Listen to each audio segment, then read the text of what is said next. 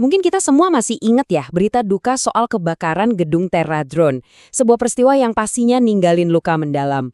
Tapi di balik api yang kita lihat di berita itu, ada sebuah pelajaran yang super penting yang sering banget kita lewatkan. Jadi, ini bukan sekedar cerita tentang api, tapi tentang apa sih yang sebenarnya terjadi di balik asap tebal itu. Yuk kita bedah bareng-bareng. 22. Angka ini bukan cuma statistik. Ini adalah 22 nyawa yang hilang dalam satu hari.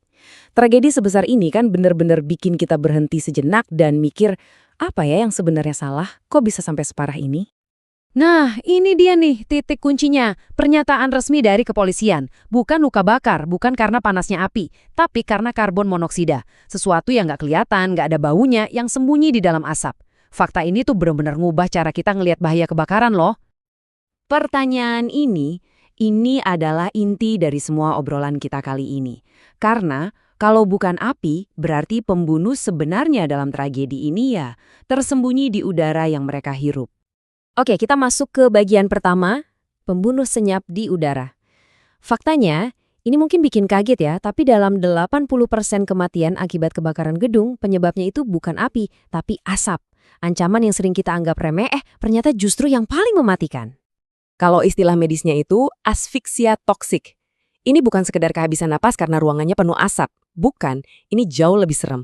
Ini kondisi di mana racun dari asap itu melumpuhkan tubuh kita dari dalam.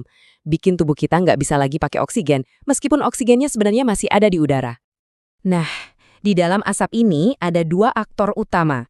Para ahli bahkan nyebut mereka si kembar beracun, karbon monoksida sama hidrogen sianida. Coba bayangin deh, tubuh kita itu kayak pabrik. Nah, si karbon monoksida ini tugasnya ngeblok semua truk pengantar oksigen di gerbang depan. Sementara si hidrogen sianida, dia nyelinap masuk, terus ngerusakin semua mesin di dalam pabrik. Jadi oksigen yang berhasil masuk pun jadi sia-sia. Dua-duanya kerjasama buat matiin pabrik tubuh kita. Coba dilihat di sini, ini nunjukin banget betapa liciknya si karbon monoksida ini. Kalau kita kasih nilai kekuatan ikatan oksigen ke sel darah merah itu 1, karbon monoksida kekuatannya 250. 250 kali lipat lebih kuat. Jadi dia bukan cuma bersaing, dia itu merebut paksa tempatnya oksigen dan nggak mau pergi. Terus sianida datangnya dari mana?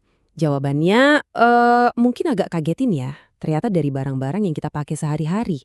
Busa di sofa yang kita dudukin, karpet di bawah kaki kita, bahkan casing laptop. Begitu bahan-bahan sintetis ini kebakar, mereka ngelepasin gas hidrogen sianida.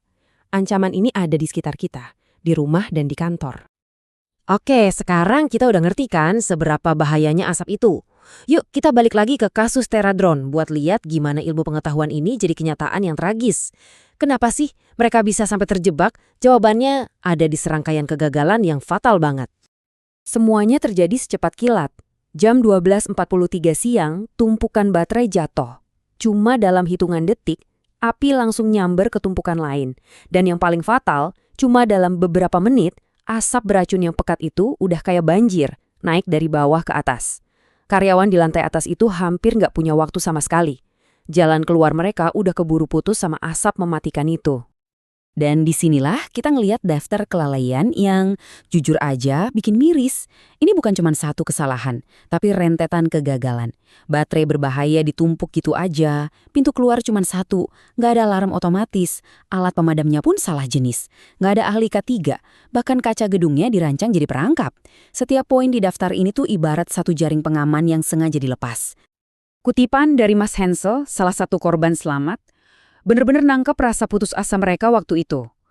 Coba bayangin, pilihan mereka udah bukan lagi antara keluar atau enggak, tapi antara naik ke atap atau ya udah nggak ada pilihan lain.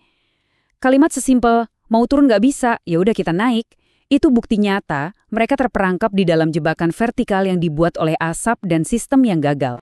Padahal ya, tragedi kayak gini tuh harusnya bisa banget dicegah. Coba kita lihat. Gimana sih seharusnya gedung yang aman itu dirancang buat ngelindungin kita semua, terutama dari ancaman asap? Jadi, gedung modern itu punya 3 lapis pertahanan. Pertama, deteksi dini. Alarmnya canggih bisa ngerasain asap, panas, bahkan karbon monoksida. Kedua, jalur evakuasi yang aman. Bayangin tangga darurat itu kayak ditiupin udara bersih terus-terusan, jadi tekanannya positif dan asap nggak bisa masuk. Ketiga, pengendalian asap. Sistem ventilasinya pinter. Dia nyedot asap di lantai yang kebakaran, sambil niupin udara bersih di lantai atas dan bawahnya. Jadi asapnya kayak dijepit, nggak bisa nyebar. Nah, inilah yang seharusnya ada. Nah, ini nih bagian yang paling penting buat kita semua. Apa sih pelajaran yang bisa kita ambil dari sini? Tragedi ini bukan cuma buat disesali, tapi buat dipelajari, supaya kita semua bisa lebih aman mulai hari ini juga.